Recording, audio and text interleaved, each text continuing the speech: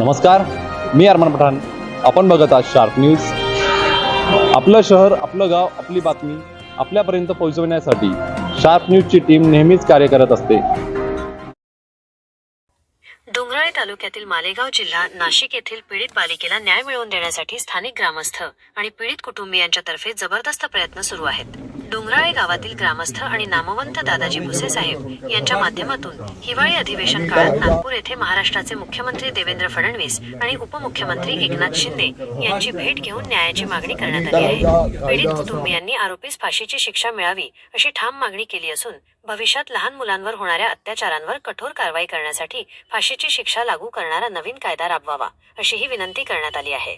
या प्रकरणामुळे स्थानिक लोकांमध्ये तीव्र संताप निर्माण झाला असून न्यायालयात या घटनेचा जलद आणि प्रभावी तपास होण्याची अपेक्षा व्यक्त केली जात आहे.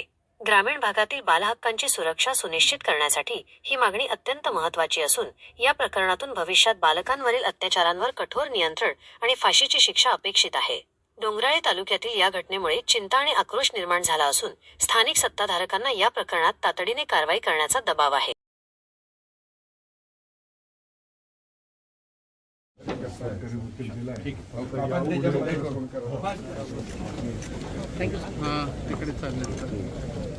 मंत्रिमंडल के इधर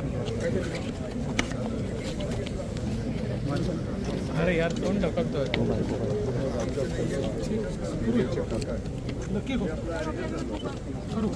मोबाईल मध्ये आणि हा तसे आम्ही फास्ट ट्रॅक खाता नेतो सर काळजी करू नका एकदम फास्ट ट्रॅक